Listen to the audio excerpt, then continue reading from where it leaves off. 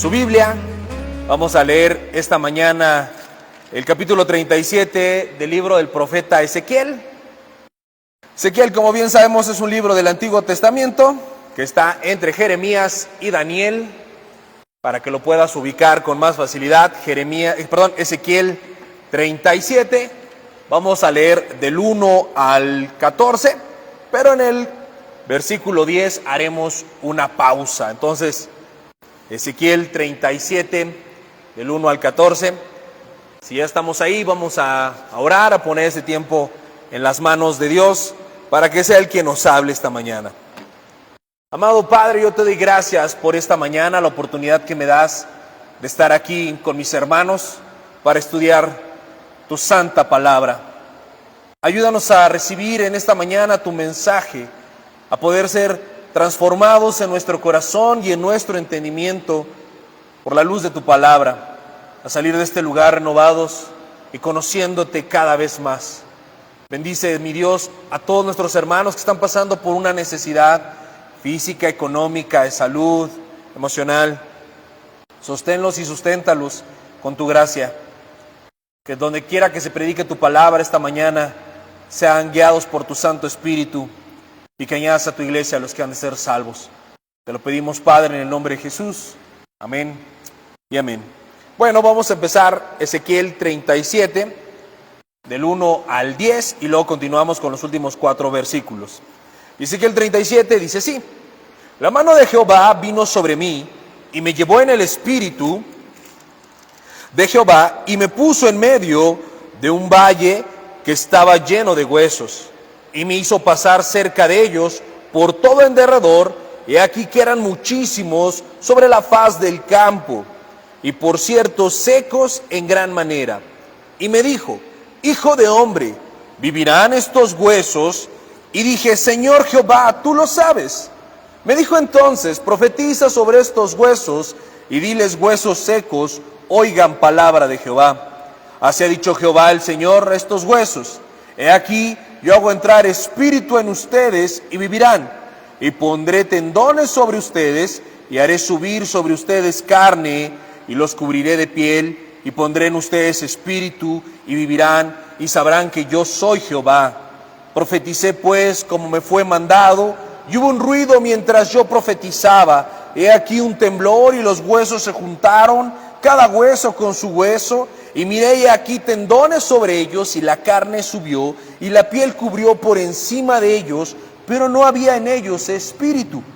Y me dijo: Profetiza al espíritu, profetiza, hijo de hombre, y di al espíritu: Así ha dicho Jehová el Señor, Espíritu, ven de los 4 vientos, y sopla sobre estos muertos, y vivirán. Y profeticé como había mandado, y entró espíritu en ellos, y vivieron, y estuvieron sobre sus pies un ejército grande en extremo. Exactamente, amén. Qué historia acabamos de leer, ¿no?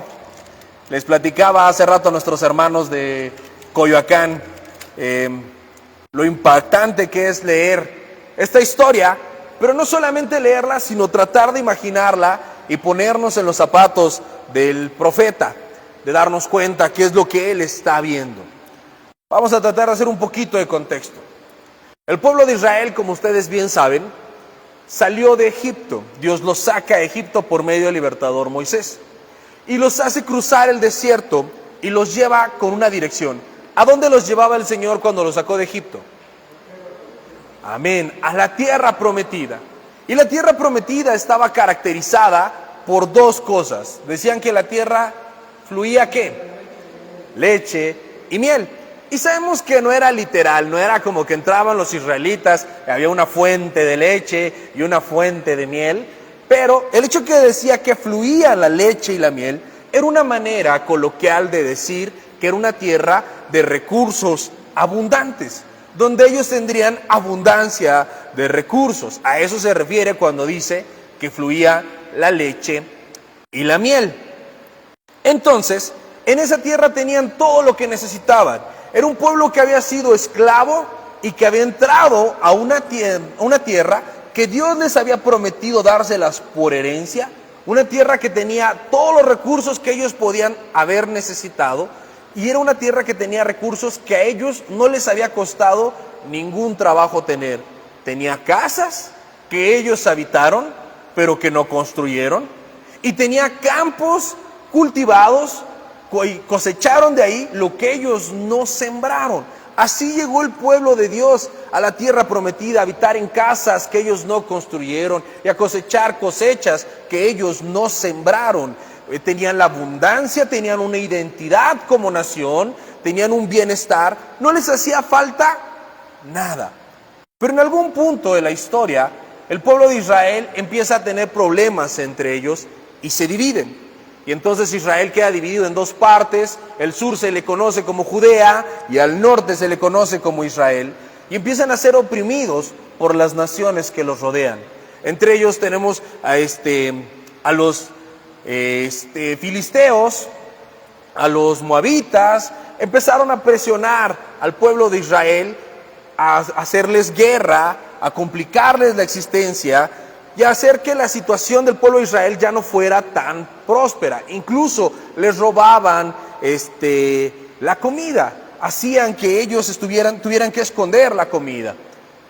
Después viene el imperio babilónico y empieza a sitiarlos y a presionarlos para destruir la ciudad, y empieza a hacer lo que se conoce como el exilio. El pueblo de Israel empieza a ser llevado a varios lugares saliendo de Israel. En este contexto es que Dios levanta a Ezequiel. Ezequiel empieza a darle un mensaje al pueblo de Israel de arrepentimiento y a prometer la restauración. Pero el pueblo de Israel no tiene ánimo de escuchar al profeta. No le creen, no se motivan, no se esfuerzan, solo lo escuchan. Y entonces, en una ocasión, el profeta no nos dice si estaba orando o qué era lo que estaba haciendo, pero Dios lo toma y lo lleva a un valle de huesos secos.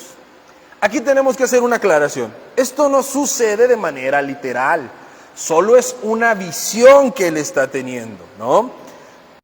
Pero la visión, aunque es algo que él solo está viendo, para él es algo real y vívido. Y vamos a pensar en qué es lo que ve el profeta. Dios lo lleva a un valle. ¿Ustedes saben cuáles son las características de un valle? Muy bien, es una planicie rodeada de montañas. Nosotros vivimos en un valle, el Valle de México. Y cuando tú vas entrando por alguna de las carreteras al Valle de México, te darás cuenta que siempre empiezas a bajar. Si entras por Cuautla, por Cuernavaca, por Toluca, por donde entres, empiezas a bajar porque estamos entrando al valle. Y cuando tú estás bajando, alcanzas a ver toda la ciudad, ¿sí o no? Y si es de noche se ve más padre, porque ves un montón de foquitos prendidos. Eso es lo que tiene un valle. Es una planicie que tú puedes observar a plenitud desde un punto alto. Y Dios lleva al profeta a este valle y hace que lo recorra para que ponga atención en los detalles de lo que le está enseñando. Y si tú pusiste atención en la historia, ¿de qué está lleno este valle? De huesos secos. ¿Huesos de quién? Huesos humanos. Ya ahí la visión está medio escalofriante, ¿no? No sé si a ustedes les ha tocado ver restos humanos. Yo he tenido, no puedo decir oportunidad porque no es algo como que estemos buscando que nos pase, pero me ha tocado ver restos humanos en algunas ocasiones y es algo impresionante. Si ver un cadáver es algo fuerte, ver los huesos es aún más tétrico. A lo mejor te ha tocado cuando van a sepultar a una persona, utilizan el mismo espacio que alguien previo había utilizado y cuando abren el féretro sacan los restos de la persona que habían sepultado antes y los echan en una bolsa y esos restos los meten con todo el nuevo fallecido. Bueno, esa escena es brutal, así te queda. Yo lo vi cuando era pequeño y no dormí como en una semana de recordar los huesos, ¿no? El profeta está viendo eso. Huesos de seres humanos, y no uno o dos, es un valle lleno de huesos. Y la cosa se empieza a poner mejor, porque Dios lo lleva a ver a todos los huesos, y Dios le hace una pregunta muy profunda al profeta, y le dice: hijo de hombre, ¿vivirán estos huesos? ¿Y qué responde el profeta? Tú lo sabes, Señor. Fíjate cómo el profeta no dice, ay, no manches, Señor, pues ¿cómo? Son huesos. Porque no es lo mismo pensar que va a resucitar a un muerto cuando hay un cadáver, a pensar que va a resucitar un hueso, ¿no? Acompáñame usando tu imaginación para tratar de vislumbrar la escena. Cuando Lázaro estaba muerto, Marta duda que Jesús lo pueda resucitar. ¿Por qué? Muchas gracias. Porque llevaba 4 días muerto y se estaba empezando a descomponer. Aquí ya no hay nada que se descomponga. Habiendo un cuerpo, entendemos, Dios le vuelve a mandar el espíritu y se levanta. Está medio putrefacto, pues Dios hará un milagro y medio que lo recompone y lo levanta. Pero un hueso, ¿cómo resucitas un hueso? ¿Cuánta fe se necesita para pensar que un hueso puede recuperar vida? Y el profeta no duda, como negando la posibilidad de que esto suceda, pero tampoco es pretencioso asegurando que sea posible. Él reconoce el poder de Dios, pero también reconoce la soberanía de Dios, sabiendo que hay cosas que van a pasar solo si Dios quiere que pasen. Y si Dios quiere que pasen, no hay nada imposible para Él. Por eso le responde, Señor, eso solo tú lo sabes. Si tú quieres, tú los puedes levantar, pero si tú no quieres, no se pueden levantar. Y entonces Dios, aprovechando la fe del profeta, le da una instrucción en el verso 4 y le dice, profetiza, háblale a los huesos y diles que oigan la palabra del Señor. ¿Cómo un hueso va a escuchar si ya no tiene orejas? No, el hueso no oye. No hay forma de que el hueso oiga.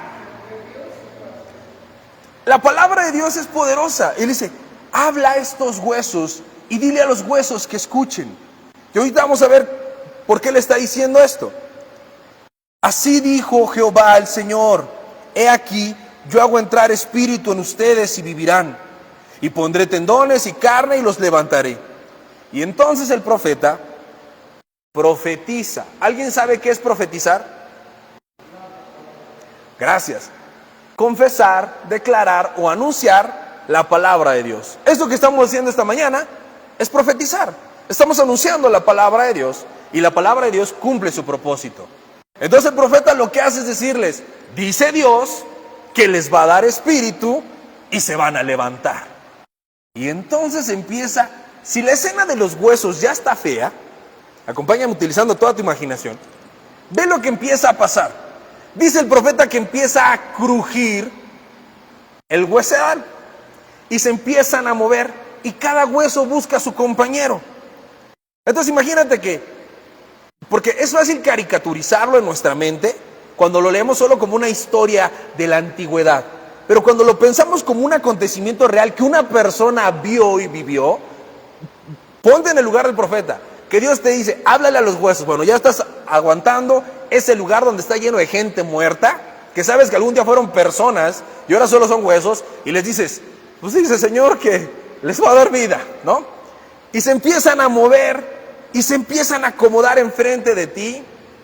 Ahora ya no hay un tiradero de huesos. Ahora enfrente de ti tienes un montón de esqueletos.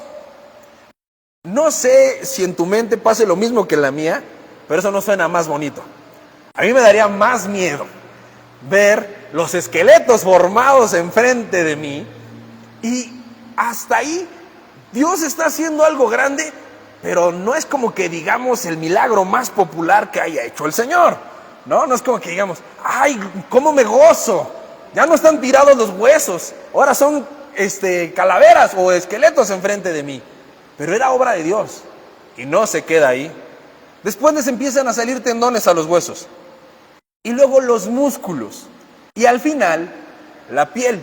¿Qué quiere decir esto? Que el profeta ve cómo se acomodan los esqueletos y luego los esqueletos empiezan a salir tendones y luego carne Y hay un punto en donde tiene un montón de gente sin piel, con músculos en su cara, con ojos en las cuencas, viéndolo. ¿Cuántos de ustedes dirán, qué padre milagro está haciendo el Señor? Hombre, qué bonita está esta visión. Yo no sé tú, y no sé cómo Ezequiel le hizo, pero me hubiera hecho pipí de estar viendo eso. No me hubiera sentido como que gozoso y qué gran poder. Y después ya le sale la piel y los cubre. Pero hasta ahí ha pasado un montón de cosas. ¿Y esos que están enfrente ya están vivos?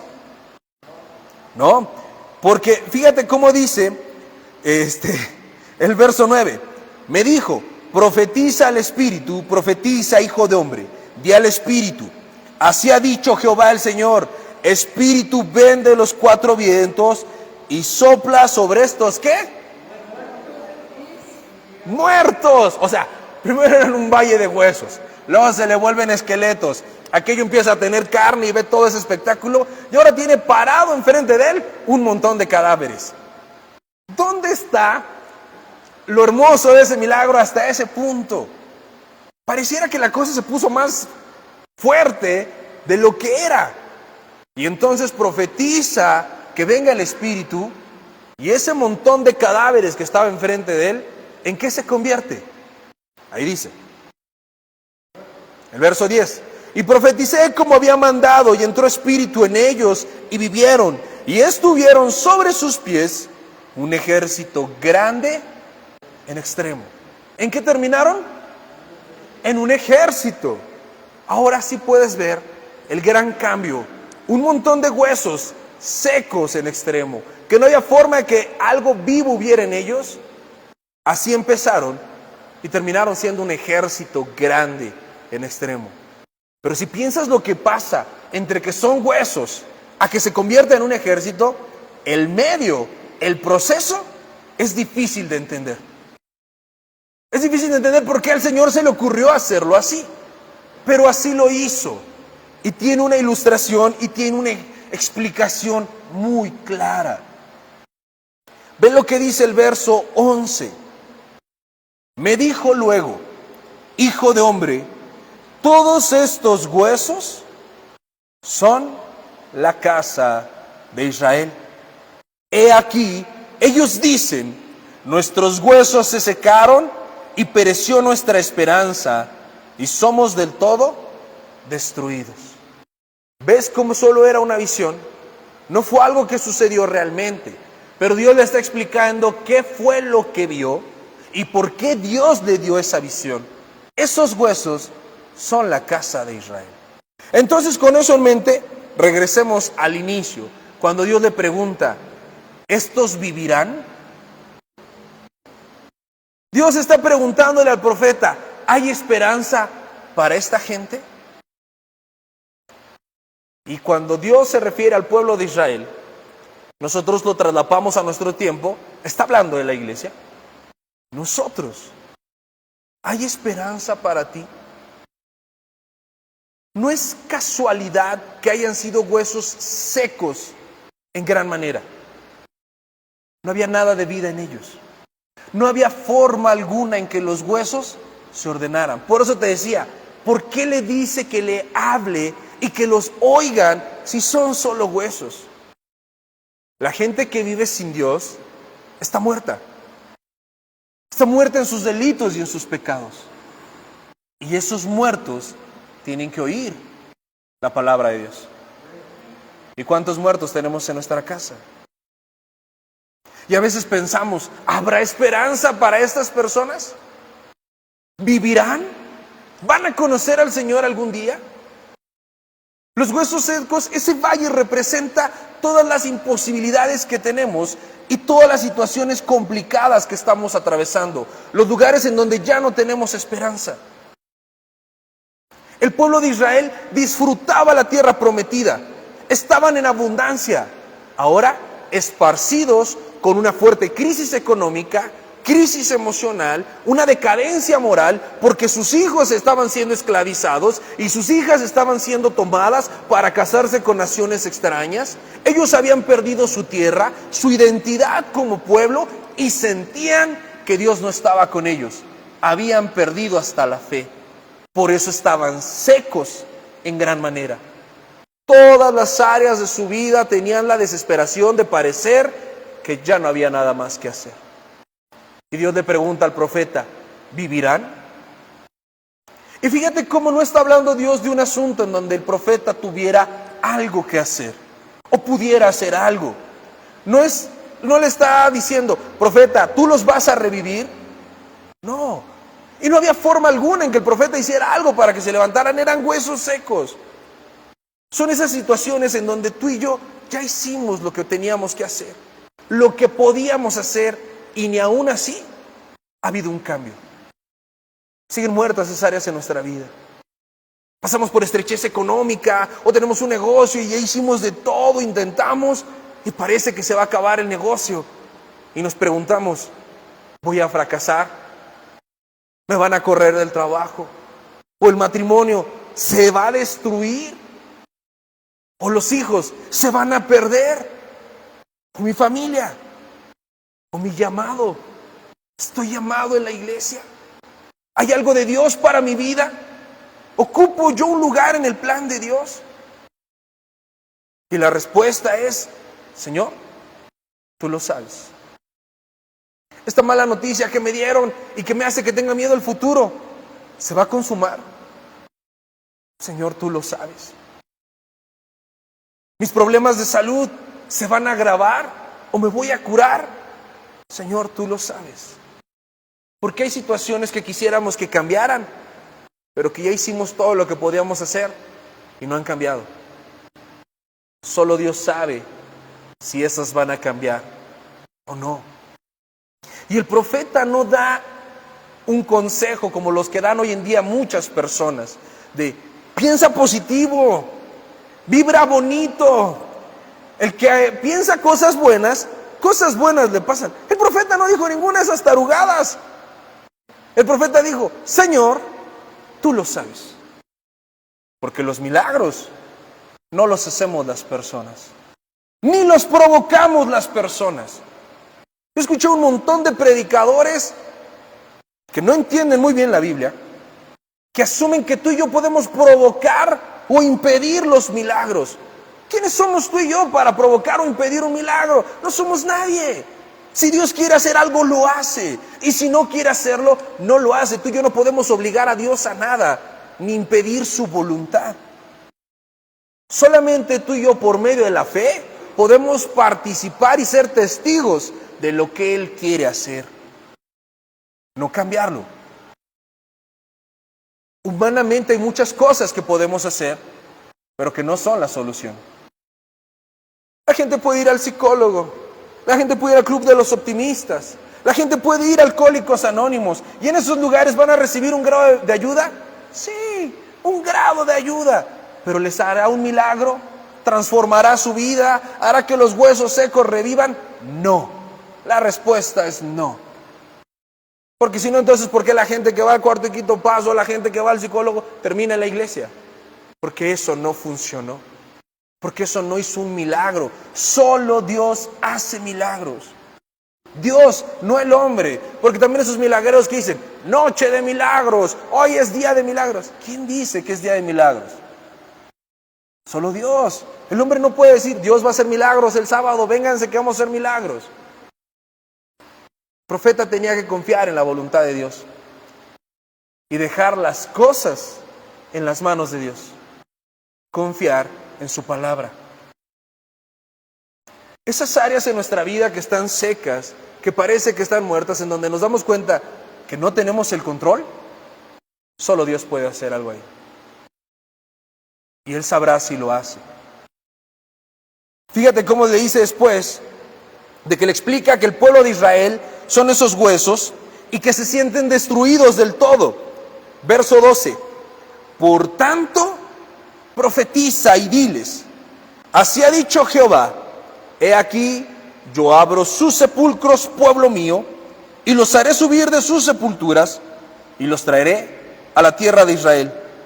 Verso 13, y sabrán que yo soy Jehová.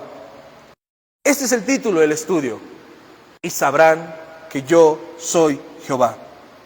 El verso 6 también lo dijo. Cuando termina de darle las instrucciones y les dice que van a vivir esos huesos, les dice, y sabrán que yo soy Jehová. Y en el verso 3 se arranca diciendo, y sabrán que yo soy Jehová. Cuando Dios toma una persona y empieza a obrar en ella, ¿por qué obra Dios en esa persona? Para que lo conozca y lo dé a conocer al mundo. Dios hace milagros porque le place, para recibir gloria a su nombre y darse a conocer a la humanidad. Y Dios, cuando decide amar a alguien, ¿por qué lo ama? ¿Qué hace que Dios decida amar a alguien? El simple afecto de su gracia. ¿Por qué te ama Dios? Porque quiso amarte. ¿Qué hiciste tú para merecer el amor de Dios? Nada, si dependiera de nosotros, no estuviéramos acá. Pero entonces, si no depende de nosotros ganarnos el amor de Dios, ¿lo podemos perder? No, tampoco. Si yo no hice nada para ganarlo, tampoco puedo hacer algo para perderlo. Dios me ama porque Él me quiere amar. Y les dice, pueblo mío.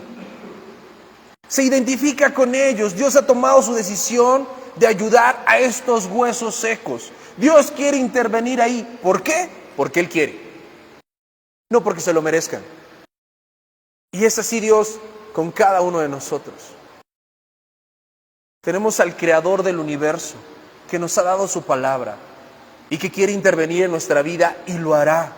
¿Porque lo merecemos? No. ¿Cuántas veces has tenido miedo de que Dios te abandone? ¿Cuántas veces que ves un problema sientes que no eres tan bueno o lo suficientemente bueno para que Dios tenga de ti misericordia? ¿Ves cómo no conoces a Dios? Porque Él te ama y obra por el simple afecto de su gracia y te quiere ayudar para que le conozcas, porque sigues pensando que depende de ti. Los huesos están secos. No hay nada que tú puedas hacer. Esa obra le toca a Dios. Y cuando tú y yo respondemos al llamado y vamos a profetizar su palabra, que no es otra cosa más que creer lo que Dios dice y confesarlo con nuestra palabra y con nuestros actos, Dios empieza a obrar en esas áreas muertas en nuestra vida. En esos hijos rebeldes, en esos matrimonios destruidos, en esos corazones rotos, en esas economías, en esas vidas pecaminosas, Dios empieza a obrar. Pero la visión tiene un propósito. Cuando Dios empieza a obrar en la vida de alguien, no es como el genio de la lámpara que sale y dice, pídeme 3 deseos y te los concederé. Quiero ser guapo, chirruisquisquis, eres guapo. No, no funciona así. O no te regala una varita mágica para que vayas por tu casa tocando todo lo que quieres que cambie y que mágicamente cambie. No, cuando un matrimonio se acerca a Dios porque tienen problemas, ¿cómo los cambia el Señor? Mostrándoles en dónde están pecando para que se arrepientan y se amen. ¿Sucede de la noche a la mañana? No, tus hijos te van a amar de la noche a la mañana, se van a enderezar de la noche a la mañana. No, todo es un proceso. Por eso el proceso tétrico que Dios le mostró al profeta. Primero hay que acomodar las cosas, hay que empezar a poner orden. Después irán tomando forma, pero mientras van tomando forma, llegará un punto en donde se vean peor de como estaban antes. Pero al final serán un ejército. Cuando tú y yo venimos a la palabra de Dios, Dios nos va a confrontar con nuestro pecado y con lo que hemos hecho mal. Dios nos va a mostrar que estamos muertos para entonces tener vida. Y nos va a mostrar nuestras debilidades y nos va a mostrar en dónde estamos fallando, y ahí va a obrar y va a doler y se va a ver feo, claro, pero al final será lo mejor. ¿Te das cuenta que Dios le pide al profeta que profetice una cosa y termina profetizándola en 2 tiempos? Dios le dice, dile a los huesos que les voy a dar espíritu, que se levanten y van a vivir. Y empieza profetizándoles y se acomodan y quedan delante de un montón de cadáveres y tiene que volver a profetizar para que venga el espíritu y entonces eso tenga vida. Eso nos habla de la permanencia, de esforzarnos por permanecer en la palabra de Dios y seguir creyendo aunque no parezca que están sucediendo las cosas. El profeta pudo ver cómo sucedían las cosas, pero Dios no siempre nos muestra cómo están sucediendo las cosas. Hay veces que parece que nada está pasando, pero Dios no deja de hacer su obra. Fíjate lo que dice el verso 14. Perdón, terminamos el verso 13. Cuando abra sus sepulcros y los saque de sus sepulturas, pueblo mío. ¿Quién va a abrir los sepulcros? ¿Quién los va a sacar de la sepultura? Dios. No dice, abran sus sepulcros y sálganse, porque están muertos. Es imposible. Ahí requerimos que Dios haga la obra y el milagro. ¿Cuántos de ustedes se salvaron a ustedes mismos? Estábamos muertos, no podíamos salvarnos. ¿Quién nos salvó? Dios. Y vean lo que les prometo así el verso 14. Y pondré mi espíritu en ustedes y vivirán. Y les haré reposar sobre su tierra y sabrán que yo Jehová hablé y lo hice. Dice Jehová. ¡Wow! Vean lo que Dios les está prometiendo. Yo voy a sacarlos de la condición en la que están. Esa área que está muerta, yo voy a abrir la sepultura y yo voy a sacar al muerto. Y a ese muerto le voy a dar vida. ¿Por qué vivimos pensando que Dios no está con nosotros? ¿Por qué vivimos pensando que nos abandona? O que es cambiante y dice, ay, no estoy bien enojado contigo, ya no me hables. Si entregó a su Hijo por amor a nosotros, para que con su muerte tú y yo viviéramos, ¿por qué no queremos saber que Él es Jehová? ¿Por qué no lo queremos conocer como realmente es? Él viene y promete darnos su espíritu. ¿Qué significa eso? Una comunión profunda con Él. Lo primero que quiere hacer Dios contigo y conmigo es que lo conozcamos. El lema de esta iglesia es conocer, amar y servir a Dios. Es lo que Dios quiere con nosotros. Y en eso incluye todo lo demás. Los milagros, las respuestas, esa intervención divina en donde tú y yo no cabemos. Eso lo hace Dios. Y dice, y vivirán y los haré reposar sobre su tierra. ¿Qué había perdido el pueblo de Israel? La tierra, el disfrutar la tierra. Nuestra tierra es Cristo. Él es nuestra herencia. En Él tenemos la plenitud. Por eso dice, los haré descansar. El día del reposo. ¿Para qué Dios dio el día del reposo? Para descansar. Pero no para descansar de tírate una hamaca y tómate una coca, no. Ese descanso es descansar de nuestras aflicciones. Descansar de nuestros afanes. Descansar en sus promesas. Dejar de tratar de hacer nosotros las cosas para dar lugar a que sea Dios quien las haga. Que no sea yo, que sea Dios. Y entonces, si ustedes recuerdan, cuando el pueblo de Israel vaga en el desierto, Dios los alimentaba con maná. ¿Se acuerdan de eso? ¿Cuántos días a la semana recogía maná el pueblo de Israel? Muy bien, 6. ¿Y cuántos días comían? 7. El hombre hacía su parte. Él salía cada día, que por cierto el maná también se lo daba a Dios, pero ellos salían a recogerlo. Pero el séptimo día, ellos tenían que preocuparse por el maná. ¿Por qué? Porque Dios ya les había dado esa parte. Eso es descansar en el Señor, entender que no es por lo que yo hago, es lo que Dios hace. Esa es la fe. Eso es lo que la palabra de Dios produce en nosotros. Una fuerte convicción y certeza de que lo que Dios dice es real. Porque con eso cierra el verso 14. Sabrán que yo soy Jehová, que hablé y que hice. Si Dios ha dicho algo, Él lo va a hacer. ¿Qué puede impedir que Dios haga lo que Él quiera? ¿Qué puede impedir que Dios sea bueno contigo? Nada. Nada lo puede impedir. Porque eres su pueblo. Por eso te dice pueblo mío. Por eso te ha santificado. Por eso te apartó del mundo. Por eso te llamó para que lo conozcas. Esa es la intervención de Dios. Esta profecía tiene ese propósito para el pueblo de Israel. Que dejaran de decir, estamos muertos. Dios nos ha abandonado. Estamos tan secos. Y se dieran cuenta que no eran un pueblo desamparado y desventurado. Por el contrario, eran el pueblo de Dios y les había dado su palabra. La misma palabra que creó el universo Era la palabra que Dios les había dado. ¿Cómo hizo Dios todas las cosas? Con el poder de su palabra. ¿Y qué le está pidiendo Dios al profeta que haga? Que declare su palabra, que confíe en su palabra. Porque si Dios dice, Él hace. Yo sé que tenemos muchas situaciones en nuestra vida que parece que no hay solución, que intentamos y ya nos paramos de cabeza, y ya hicimos esto, ya hicimos aquello, y parece que las cosas no cambian. Deja de luchar en tus fuerzas, deja de hacer las cosas según tú, y deja que sea Dios quien las haga en tu vida. Deja que Él ponga el orden, así como se acomodaron los huesos. Deja que Dios ordene las cosas que tiene que ordenar en tu vida. Deja que Él te guíe. Y así como Dios puso la carne y la piel, deja que Dios te cubra de todo lo que te hace falta. Y por último, deja que la palabra de Dios infunda vida a tu vida en cada área, para que ya no seas un montón de huesos secos, sino que seas un ejército. ¿Qué podía hacer al profeta al principio con un montón de huesos? Pero al final, ¿con qué acabó el profeta? ¿Y qué se puede hacer con un ejército? Conquistar, ganar, prevalecer y resistir al enemigo.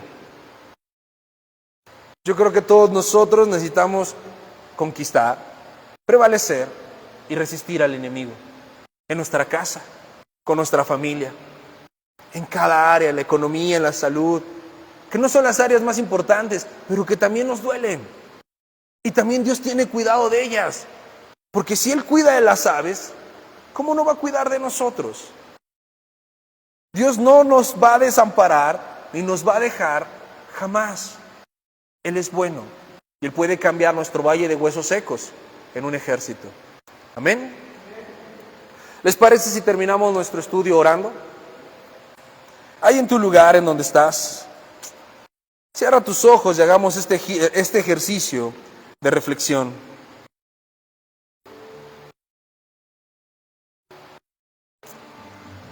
Y piensa cómo está tu vida.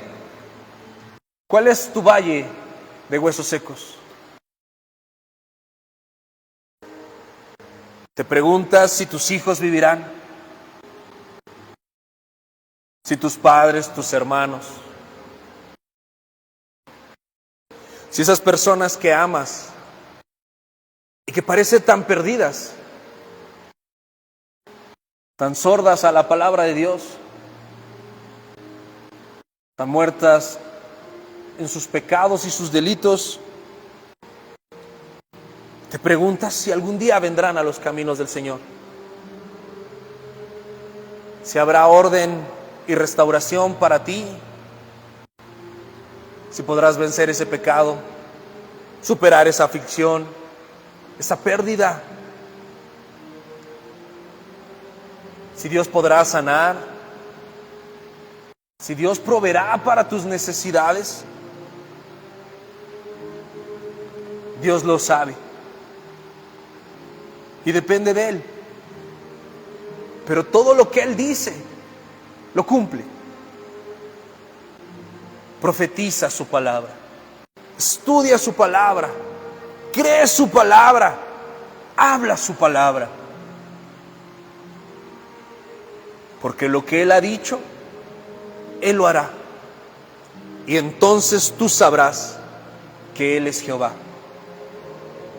y darás testimonio de sus milagros y sus maravillas, porque la salvación proviene de Él.